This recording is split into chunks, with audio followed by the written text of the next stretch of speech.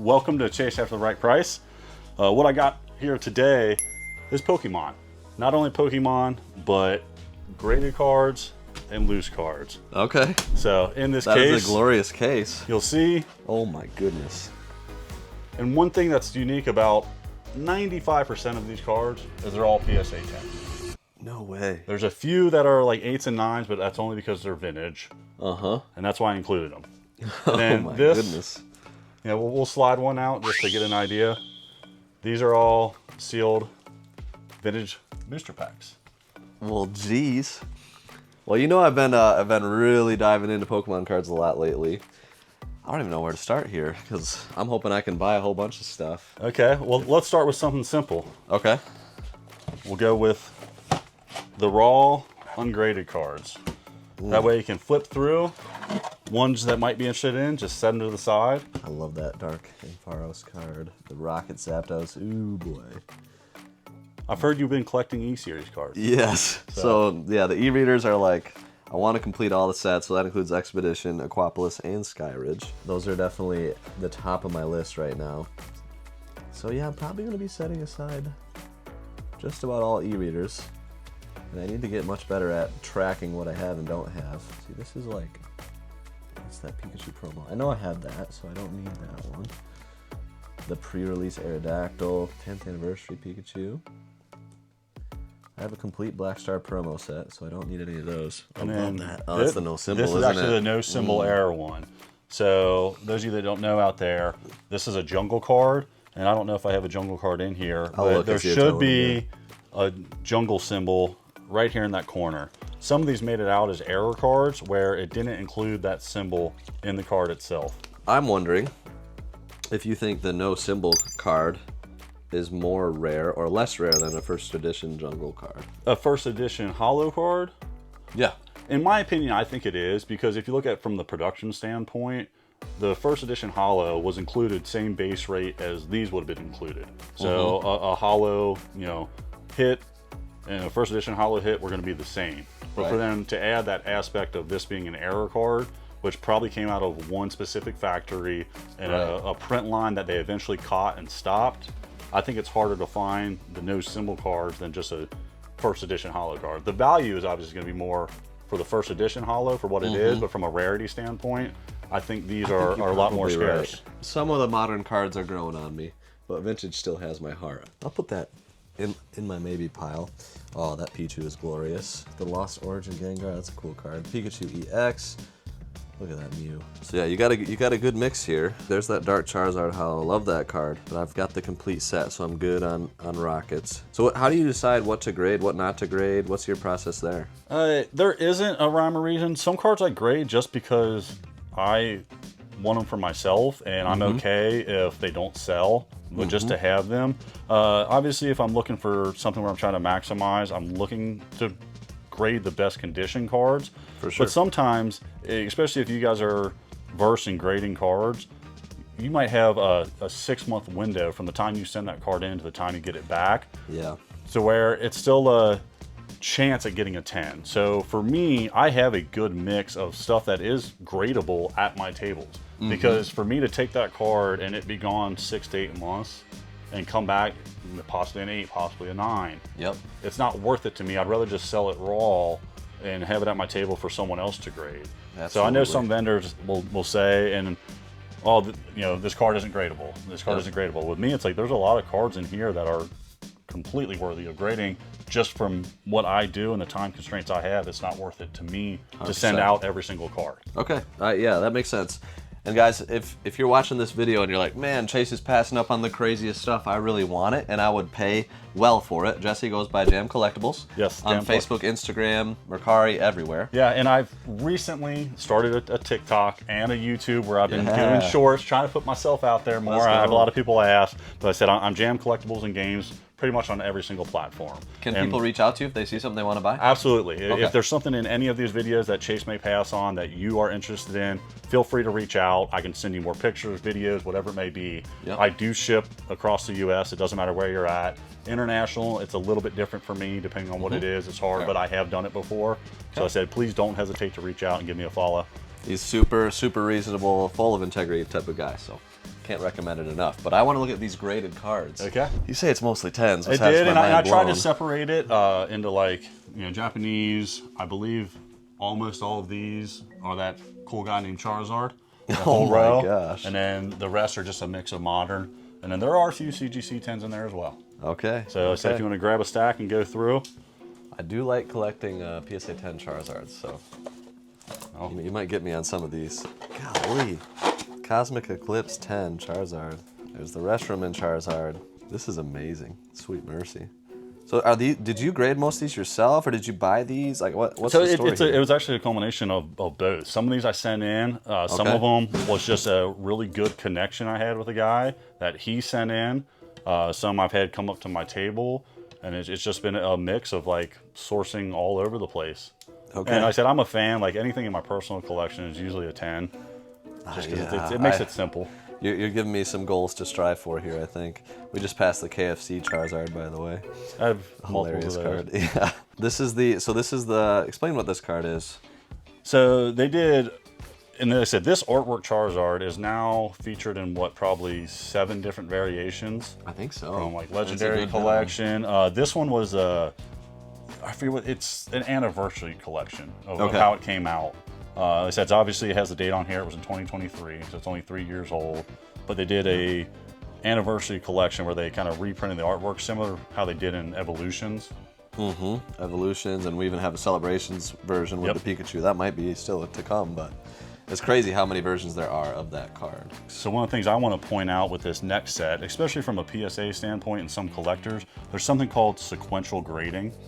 So if you take this Charizard, this and the Charmeleon, so these are sequentially graded.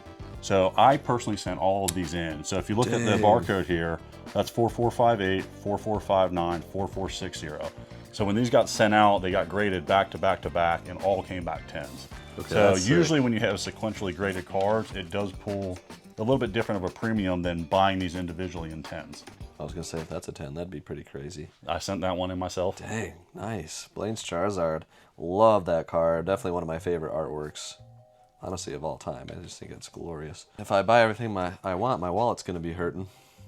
I won't mind. All right, as long as you don't mind. Okay, so Pristine 10, CGC. You think that's a tougher grade to get than a PSA 10 in general? Absolutely. Like I said, if you guys are still kind of new to Pokemon, one of the things that varies from a Pristine 10, because CGC not only has a Pristine 10, they just have a base 10 as well. When grading a card, there's 4 different criteria that they're grading on. If it comes back a Pristine, that means all 4 of those categories were a 10. And even with PSA, if it averages out where 4 of them are 10 and one of them is a 9.5, that card is still considered a PSA 10. So to get something that is pristine, it is harder to grade and get that grade opposed to a PSA 10. Because if you look at the card right behind it, it isn't a pristine 10. So what that means is there is one category that could have been a 9 or a 9.5. Yeah, so that's surface, edges, corners, centering. Yep. Those 4 categories. I love the Beckett labels, how they literally give you the subgrades. Yeah. Can you do that with some CGC slabs? Is that an option on some? It used to be when they had the blue label. You could pay that premium to have the subgrades. The subgrades. They don't do it anymore. Okay. I wish more companies would. Yeah. Because I do like that. And I wish PSA had a pristine label. Yeah. Which they do for video games now, by the way. It's PSA Gaming instead of WADA Gaming now. Have you sent anything in? I had some 10 A++s that I sent to get reholdered. Okay. To get that gold PSA label, because it's the first time that's ever been a thing, so I thought that was pretty cool. And there's another Pristine and another one. Now, you've been selling these at conventions and stuff, like, in general, like a Pristine 10 Charizard B-Star versus a PSA 10, I assume this is worth more, even though it's CGC. It is, and it's a shift that we're actually starting to see more and more, because there's a lot of, not necessarily drama going on with PSA, but being the fact that it is a pristine 10, it is harder to get that grade. So PSA 10 versus how many are in pristine CGC 10, it is harder. So usually they are worth more. Okay, and they should be. Yeah. It's a very tough to get. I mean, but what if I opened up a pack and I sleeved the card immediately and said, I should get a pristine 10, right? Absolutely everything. not. Absolutely not. Because that's one of the things that you run into, that there are quality issues right out of the pack. You know, and that's why it is so hard to not only get a PSA 10, but even a CGC 10, let alone a pristine CGC 10. That these cards, that they're mass produced in a factory, they're cut with machines. So the centering's the biggest one out of it. Centering, and there are the corner imperfections that just happens, even if it is opened straight from a pack, put in a sleeve and sent in, you're not guaranteed that 10. Okay, so we're to the next row here. So this is non-Charizard. I'll set aside the things that interests me. So far, nothing's getting me super excited. I do like that Umbreon. That's a cool looking card. Well, that's why I started with these, because there's more sealed stuff to come. Okay. So future video, we got some crazy sealed stuff. But even in here, we got the booster packs. Man, they're all 10s so far. Absolutely insane. And you were looking at that card yesterday. Yeah, we saw that card yesterday at a shop. Yeah. On Chase After the Right Price, we filmed a couple videos with Jesse as well, so be sure to check out the main channel over there. CATRP Crew, though, we're doing a lot more card content this year, so if you like Pokemon cards and kind of us learning this business and getting into it, subscribe, because that's going to be a big part of our journey this year. And I'm very excited because I love Pokemon cards. Grew up with them. Oh, I guess just explain what this is. So, and it's funny because we were downstairs and they did a lot of themed decks for Pokemon card poker sets. You know, and this one's the Pikachu deck. They did Blastoise deck. They did a bunch of different decks, a bunch of different years. The story behind these is I actually found the deck sealed online, opened it, and sent the cards I wanted to send in. Wow. And those were some of them. I sent all the aces, and I still have a few more that I've yet to send in, but it was something that I did a little video behind of opening the sealed poker deck and sending in the cards. Panned out really well. I'm assuming financially that has aged to be a really good decision with all these 10s. Yeah, because I don't remember what I had in the deck itself, but the Pikachus themselves are $100 plus, and same thing with those. They're playing on $50 to $70, so it's there's almost $300 to $400 just in those 4 cards, and I still have the rest of the deck to send in. Yeah. Okay. So it was a risk, but it made sense. So I like those. I don't need them. And my raw pile is pretty good. I'll show what I have set aside there. So we have the Legendary Collection. I do want to get this set eventually. That's just going to be nearly impossible. Yeah. But, anytime I see one of these reverse firework hollows, I got to get it. Tyranitar, favorite Pokemon. So gotta get those. Blastoise EX, I actually think of my buddy Matty Boy when I see this card. It's his favorite set. I can't remember if he has this one or not, but that's the reason I put that to the side. The Pichu, the Jolteon no symbol, and then more e-readers, and I'll compare on the Vileplume. So that's a not crazy. Yeah. But it's decent. It's a decent stack. And I got a feeling there's gonna be a few crazy things that I set aside from this stack here. Yeah, there's definitely one graded card that was bought with you in mind. Okay, all right. I like hearing that. That is a cool card. I might set that to the side. Next row. I'm curious why this one isn't a little protector, by the way. Remember how I said there's a card that I think you'll like? Oh, man. Doesn't necessarily mean It might be that one? It might be that one. All right. It's protected, so. Yeah, it hits some markers that you like. Okay, I like that. I like this illustration rare Ludicolo. I sent that one in. Nice. They call it, is it art rare or illustration rare? I believe they're marked which ones they are, like AR. Yeah. So I don't know what the difference between illustration rare and art rare is, but I'm assuming that's art rare. Yeah. And then IR would be symbolized as the illustration rare. There's the Flygon. Let's see. And then the theme with all these they're going to be the Japanese versions. Yeah, these are beautiful. That card really popped off for a minute there. So I think in Japanese they're calling them special art rares, and then the U.S. version of this is an special illustration rare. But I'm still learning modern, so I could be wrong. Man, Pharos, ooh, that's 2008.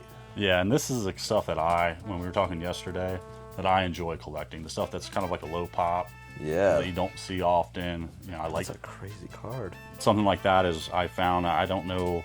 I think it might have been like an eBay auction, or this actually might have been from Macari. That is really cool. I like the gold border. The Blastoise. There was a Charizard, but it sold at one of my last conventions. Oh, okay. Yep. There's some vintage. That's a 10. Holy cow. Oh man, one of the more iconic cards, and you got it in a 1. Yeah. Look at that. I sent that in with intent. You know, it's just one of those cool cards. I knew it was probably going to be a 1, so just to kind of have it in the case. And ironically enough, there's collectors. That's the great thing about Pokemon. Collect what you like, and there's collectors that hit all scopes of collecting. There's some that do trying to collect all 1s. I've met people that are trying to collect the like a Lugia 1 through 10. So they want the PSA 1, they want the PSA 2, 3, 4, etc. Yes. So finding PSA 1, you know, most people are like, why even grade that? There's a whole market for PSA 1 cards. Dude, I was looking in one sell for more than 3s or 4s. They're harder to get because one of the things that people don't realize is PSA will flag cards if they think it was done intentionally. So if you're damaging this card just with intent to get a 1, and like that card, it was probably in some kid's pocket, out of a pocket, in a binder, you know, stored in a book. So if you're intentionally damaging these cards with intent to get a 1, PSA will flag it. So that's why they said the market for these 1s is usually higher than the counterparts of like 2, 3, and 4. So we're gonna see a bunch of people walking around with Pokemon cards in their pockets at game conventions now because they're trying to get that 1. Well, I don't know about you, but I honestly, as a kid, I don't think penny sleeves and top loaders were a thing. All my cards, I did have top loaders, but they did not have sleeves, so I just stuck them in a top loader and they just got scratched up. And I said, I'm a little bit older than you. It's like, I remember I had none of that as a kid. I had the 3-ring binder, and I would just throw all my cards into them with no protection at all. That's why the 10s on vintage are just so insane. There's some vintage 8s, 6s. Most of these I think I already have in higher grade. Gyarados though. Yeah, that's one I actually sent in myself. Nice. And then that 10 Japanese Bulbasaur. I'll set Gyarados to the side just because it's my son's favorite Pokemon. I'm kind of like building a Gyarados collection in the background, including the Skyridge one that I just bought, main hollow. I bought that for like $1,300. It's in near mint condition, and I was really excited about it. And I think I'm just gonna like graduate from high school. Here you go. Here's your Gyarados. Gyarados is great. He's actually, I don't know about you, but usually when I do Pokemon playthroughs on video games, I have him on my team. I usually fall back on the Gyarados. I think it's because of that aspect of getting the red Gyarados as a kid. Love that. And it's just like that aspect of getting into new games, he's usually on my team. The red Gyarados was iconic. Okay, this is probably gonna be the section that I might make the most plays on. So let's just go right for it. That is a beautiful Gengar right there. 2025. So that was out of the gem packs. Remember I said I opened like 3 of them? Yeah. Because I do. And that's the thing with me is I enjoy Pokemon. I open booster packs. I get a lot of the Japanese import booster boxes, and that card I was chasing, like I told you, either the Cubone or the Gengar, and that's a card I pulled myself. Pulled it and got the 10. Yeah. So that's awesome. Love that. Golly, that one's cool too. The sparkle. Yeah, there's a bunch of different variations. They have like Pokeball, Master Ball version. So those are the 2 I got. I decided to send them. Nice. Can't go wrong there. The Wigglytuff Art Rare. All right, that's a cool Pikachu. But what's behind it? Golly. In a 10? Are you kidding me? That's something you're interested in? Yeah. Dark Tyranitar Hollow, first edition, Japanese, straight out of 2004. In a PSA 10. And we would have to do the research, but I'm pretty sure that's a low population. And when we talk about population, if you take the barcode on the back of any PSA card and scan that, it'll pull up a report that shows you how many of these are available in a PSA 10, a PSA 9, 8, etc. So when you hear the verbiage low pop, that means that of this card, there might be 30 of them that are in a PSA 10. Yeah, where some counterparts of like the newer cards, there might be 100,000. Like the Burger Pikachu, for instance, there's like 150,000 of them graded in a PSA 10. Even the base set Unlimited Charizard, is it tens of thousands in a 10? I mean, a few thousand in a 10, I think. But like, so low pop to me is anything under 100. Okay. Because you have to think about the thousands and thousands of cards that are produced and sent in to be graded. So if it comes back that there's only 100 or less of these in a PSA 10, it's a low population. Truly rare. Yeah. Well, I am very interested. I have no idea what it goes for, but I know it's going to be a lot. Continuing on to the booster packs. These are packs that you just have kind of like, you had for a while, you got a good deal years ago, and just kind of Yeah, and on to I believe in some of the older videos I've talked about how I had a bunch of Pokemon stuff that I bought and put away. So some of this is 5+ years ago that I was just buying heavy, trying to complete art sets of everything. I was usually buying multiples of, and that I just kind of stored away. And then with the Pokemon boom kind of coming back, I got back into it, started doing shows, and got a lot of this out. And I heard you like Pokemon and were collecting it, so I figured I'd bring some stuff up. So yeah, the question for me is, when presented with this type of opportunity, like, where should I go? So historically, what I've collected for packs is just Wizards of the Coast vintage packs. It makes me wonder, like, should I collect stuff like Dragon Vault, which is newer than Wizards of the Coast, but still super sought after, extremely hard to find. I'm on the fence, but I need to set that to the side. Oh, the EX Emerald pack. Packs? Holy mercy, That is an art set as well. And then, again, if, like I said, if you're new to Pokemon, when I say art set, what happens with especially the older packs and some of the newer one, each booster pack comes with a different artwork. So if this is an art set that's complete, there's 4 different variations that this pack could have came in, and this is every single one of them. Now those are extremely rare. So, and I like that it's the art set. I mean, that does make it way cooler, especially from a collection standpoint. And that's the way, when, like I said, a lot of these, when I was buying these packs, that was my intent. I was trying to at least get one art set. I know you're trying to collect one booster pack of each individual. Well, I was going for art sets. Yeah. Dragon Ball XY Platinum. There's the long stem base set packs. Yeah, certainly a different language, first edition. That's crazy. Same with that. Oh my goodness. And then the Pop Series 3. Also a note on some of these, like EX Sandstorm. This came out like after Wizards of the Coast was done making cards. The e-reader sets were a little bit before this, and like those sets did not sell well. Skyridge was the last Wizards of the Coast in like 2003-ish, and it just didn't sell. People kind of quit caring. 99 to 2001, they were selling great. Yeah. And then from like 2003 to 2008, I feel like there was a pretty dry spell. So packs from those eras are actually, I think, the rarest packs in existence. They are, and they're more valuable than the base set booster pack. Because, like you said, which would surprise a lot of people. People weren't collecting them, so they're not in abundance where people had them, stored away. And you see the same counterpart with like the loose cards. To find the loose Crystal, Lugia, and Nidoking, and like that, it's harder to find because people weren't opening those packs. Right. Exactly. So last bit, and when I had everything stored away, I found the totes, was going through. I don't know where I ended up with this box because it's French. Jungle French booster box. When I had it, and like I said, I was doing more videos like TikTok and stuff like that. I have a video of me opening this, and it was just filled with loose packs. There was no rhyme or reason of what I put in there, but as you can see, there's just a mix of everything. So those are sealed packs? Yeah, they're all sealed. Oh my gosh, what? Sweet mercy, first edition.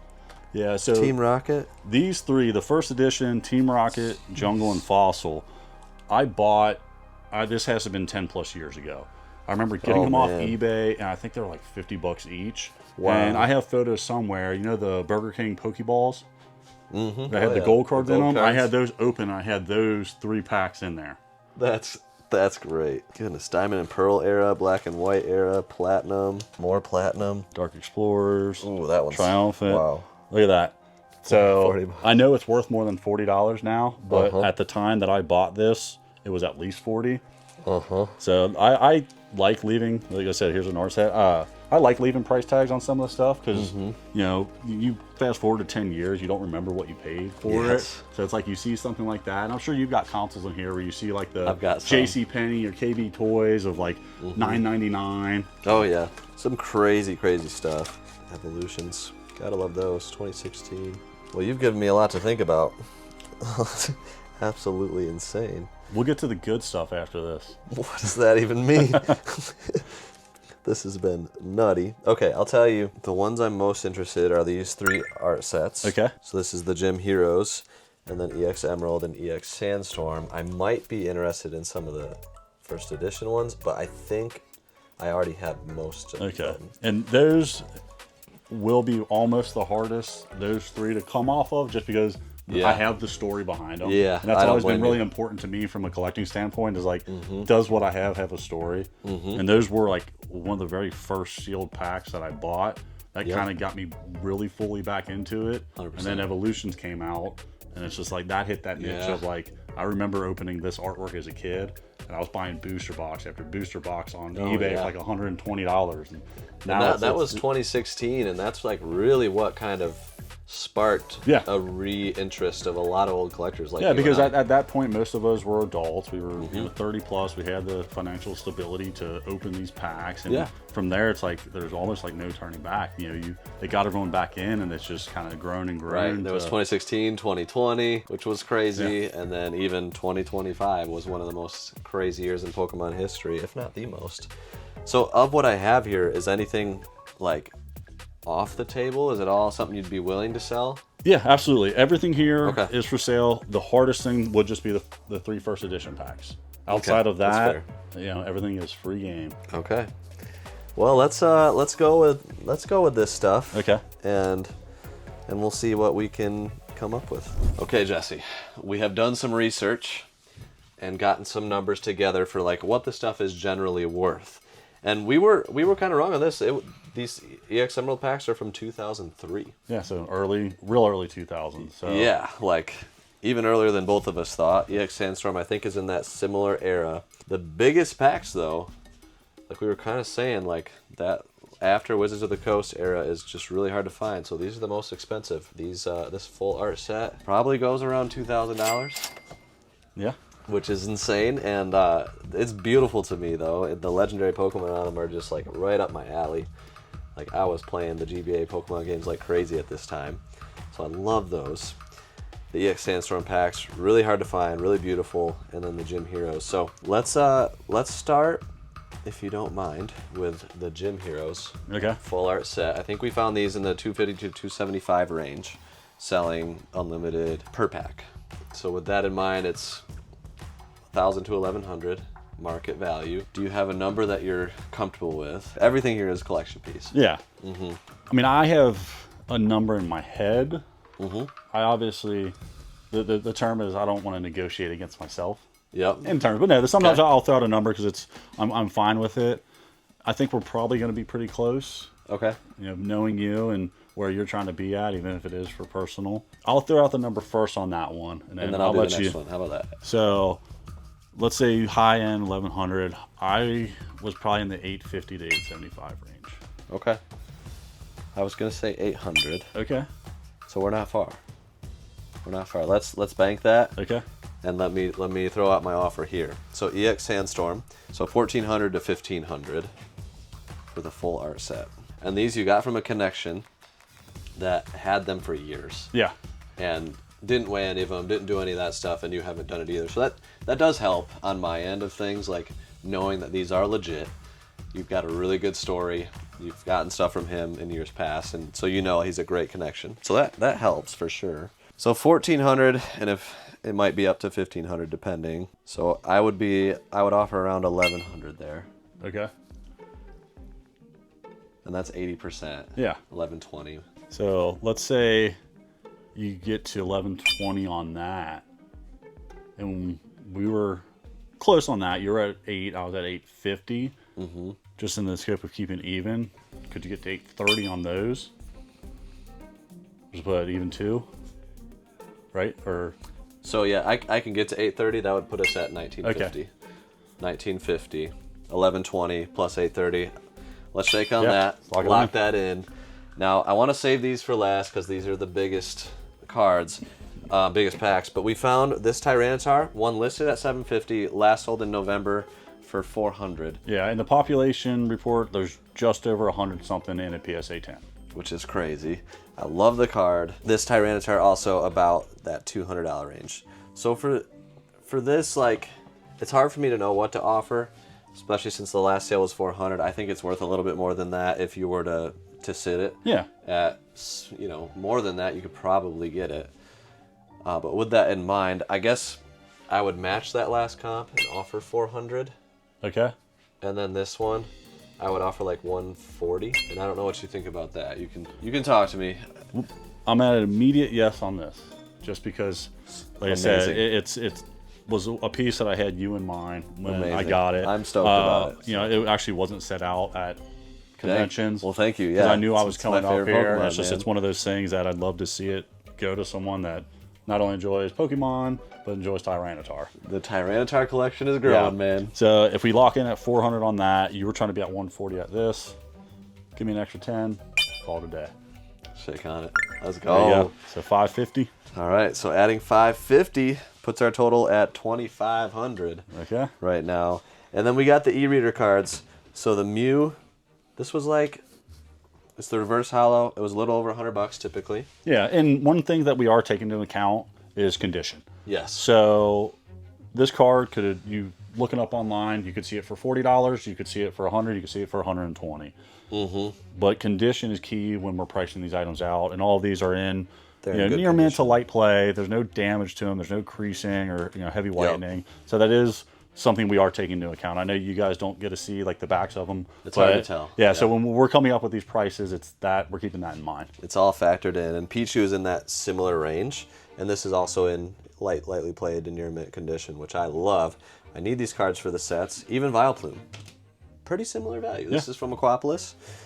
Very cool card, and then the Sudowoodo is more like a $20-$25 card, I think. So with that in mind, $320 to $350 market value maybe. I would offer $250. What do you think? My counter would probably be 270 range. So if that puts you at one, let's see. And where was you at? I was at, did I say? Because you said 3, and I think you might have I been said 2. off. Because I I think I'm going to put these around 80-ish, which puts it at 160. Let's say that's around 100. It puts it at 260. So 280. So, Okay, so you think market's closer to 280? 280. I think Okay. market's closer to 280. I will negotiate Well, against myself. I appreciate you. Yeah. This is why you got to work with Jesse, Jam Collectibles, because he's full of integrity. Yeah. Okay. And you wanted to be at where? I offered 250. I'm fine with 250. Based Okay. off that, yeah. 250 does work for me. These are the ones I want the most, so being really close to market is like... Because they're collection pieces. And Yeah, they're like they're going to my sets, and you're still giving me a good deal. Yep. So thank you. I love that. And then the Jolteon, no symbol, Hitmonlee, 70-ish range. 70, there's $100 sales, same thing, just Yep. hard to find based off condition. And then we'll throw in the Blastoise, which Was 80. You guessed market was 80, and it was 81 81, bucks. yeah. So you know your stuff. 120 for the lot. I'll do 130 just because I said this is something I always do when negotiating with anyone, not just you, at tables, online. I take into account where I got the item from, what I have into it, how long I've had it. And it's like, I know I've had that Jolteon a while, and I know what I got it for. Same thing with the Blastoise. Beautiful. Hitmonlee, I don't have the slightest clue where it came from. That's it. That's fair. So I'd be happy with 130. I will lock in 130. So the 250 added and the 130 brings us to 2880. Okay, we got the 3 graded cards left. 3 graded cards, and then the Emerald packs to finish. This was around $100. This Pinsir was kind of hard to comp. PSA 10. There were sales for 250. There's sales for 200. I think the cheapest available is like 250, 260 range. Yeah, something like that. And then Gyarados was around that 200. Around 200, yeah. In a 9. So I would offer like 375. Okay. Mine was going to be 4 in the aspect of buy 2, get 1 free, essentially. Okay. So 2, and you're getting that So for let's free. buy those 2, get that 1 free. So you're at 4. Let's keep that in mind. Okay. And let's talk about these. I love those packs, man. It's the full set. They're already collection ready to display and everything. Oh, but they're pricey. What if I offered you $1,600 for the set? It's 80% of 2,000. Which is strong, and that's the thing with Pokemon. 80 to 85% is usually a strong offer. I know a lot of people buy at it.